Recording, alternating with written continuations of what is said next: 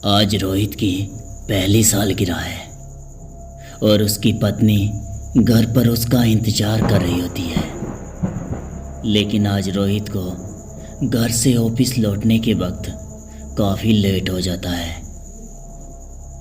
और Rohit bike start करता है, लेकिन काफ़ी देर तक प्रयास करने के बाद भी बाइक स्टार्ट नहीं होती और रोहित बाइक वहीं छोड़ देता है और बस का इंतज़ार करने लगता है, क्योंकि कुछ ही समय में बस के आने का टाइम भी होने लगता है और वह चलते चलते बस स्टैंड तक पहुंच जाता है। लेकिन तभी अचानक बारिश शुरू हो जाती है और रोहित बारिश में भीगने लगता है और बारिश से बचने के लिए रोहित अपने सूटकेस को सिर पर रख लेता है और बस स्टैंड पर बहुत सारे लोग बस का इंतज़ार कर रहे होते हैं और वे लोग दिखने में बहुत ही अजीब लग रहे थे। लेकिन तभी अचानक रोहित महसूस करता है कि बारिश की बूंदें उस पर गिरना बंद हो गई है और जब उसने देखा तो बगल में एक आदमी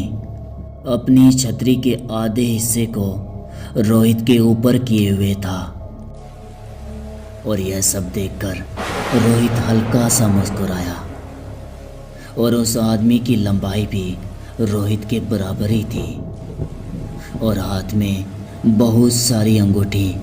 और चेहरे पर काला चश्मा लगाए हुए था,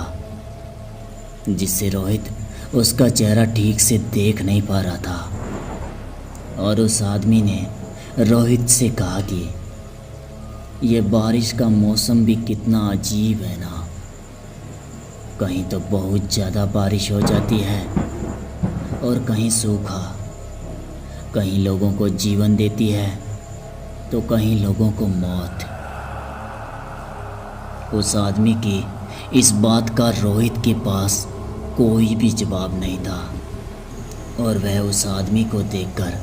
हल्का सा मुस्कुराया और अपना सिर हाँ में हिलाया। लेकिन कुछ ही देर के बाद रोहित का फ़ोन बजता है और जब वह फ़ोन को निकालता है कि तभी अचानक उसका फ़ोन हाथ से छूटकर ज़मीन पर गिर जाता है और रोहित तुरंत फ़ोन उठाने के लिए झुकता है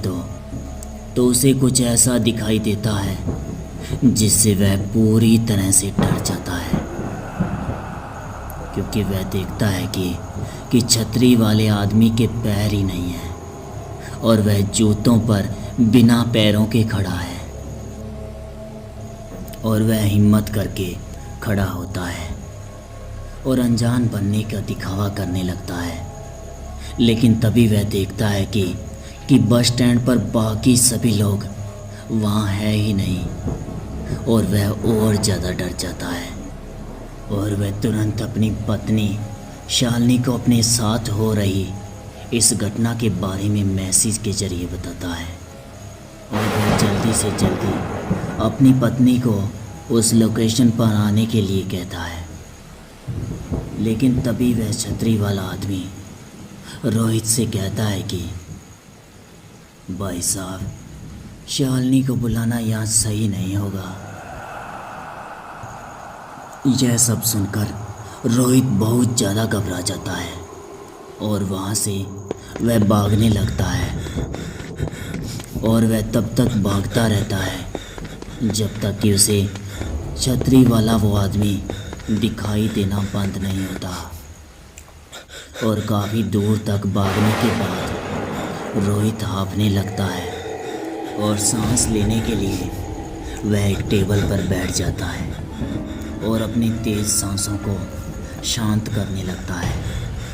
लेकिन तभी वह महसूस करता है कि बारिश की बूंदें फिर से उसके ऊपर गिरना बंद हो गई है और वह अपनी नज़र पीछे घुमाता है तो वही छतरी वाला आदमी उसके पास खड़ा हुआ था। और यह सब देखकर रोहित फिर से वहाँ से भागना शुरू कर देता है और भागते भागते वह काफ़ी दूर निकल जाता है लेकिन तभी अचानक बिजली की तेज गड़गड़ाहट से वह देखता है कि सड़क के बीचों बीच वही आदमी खड़ा हुआ है जो ठीक रोहित को बस स्टैंड पर मिला था। और इस बार उसका आधा शरीर गायब हो चुका था। और यह सब देखकर रोहित चिल्लाने लगता है। लेकिन इसी बीच रोहित के पीछे से एक बस के हॉर्न की आवाज़ सुनाई देती है और वह तेजी से पीछे मुड़ता है तो उसे एक बस आती हुई दिखाई देती है।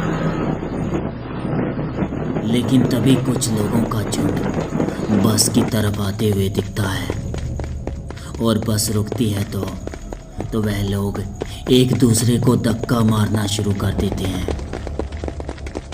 और इस धक्के में रोहित नीचे गिर जाता है और वह लोग रोहित के ऊपर चढ़ने लगते हैं। और बस का कंडक्टर इस भीड़ से बचने के लिए बस को थोड़ा आगे बढ़ा देता है। लेकिन इस भीड़ में रोहित बस के नीचे आ जाता है और उसका आधा शरीर खून से लथपथ हो जाता है। लेकिन तभी उसकी पत्नी शालिनी बस स्टैंड वाली लोकेशन पर पहुंच जाती है और जैसे ही वह रोहित को ढूंढते हुए इधर उधर देखती है तो उसे रोहित एक सड़क के बीचों बीच दर्द से तड़पता हुआ दिखता है और उसका आधा शरीर बस के नीचे कुचल चुका था और मदद के लिए वहाँ इधर उधर कोई भी नहीं था। लेकिन किसी तरह शालिनी उसे हॉस्पिटल ले जाती है और हॉस्पिटल पहुंचकर उसका इलाज किया जाता है। लेकिन उसकी जान तो बच जाती है। लेकिन इस एक्सीडेंट की वजह से रोहित के पैर खराब हो जाते हैं और वह कभी भी अपने पैरों पर नहीं चल सकता। और इस हादसे के बाद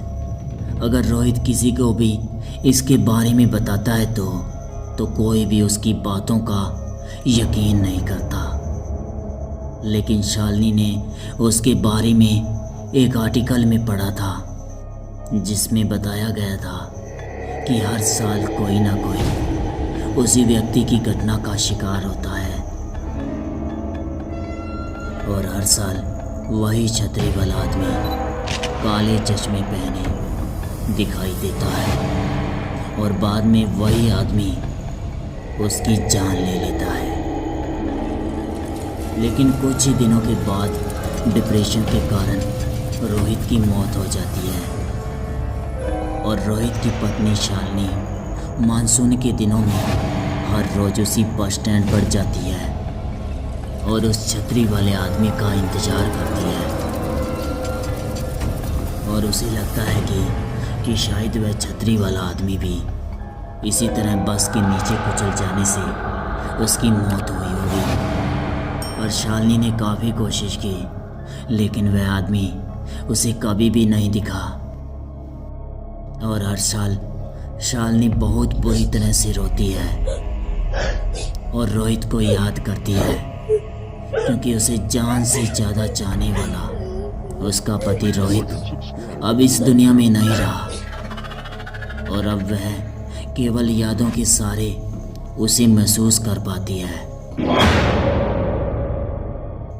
तो दोस्तों, आपको यह कहानी कैसी लगी हमें नीचे कमेंट करके ज़रूर बताइएगा। तो आज के लिए बस इतना ही। अगर आपको यह कहानी पसंद आई तो हमारे चैनल को सब्सक्राइब कर लें और बेल आइकन को भी दबा दें जिससे कि हमारी नई वीडियो की नोटिफिकेशन आप तक पहुंचते रहें। तो चलिए दोस्तों, मिलते हैं आगे ऐसी ही रोमांचक भरी कहानी में। तब तक के लिए goodbye and take care.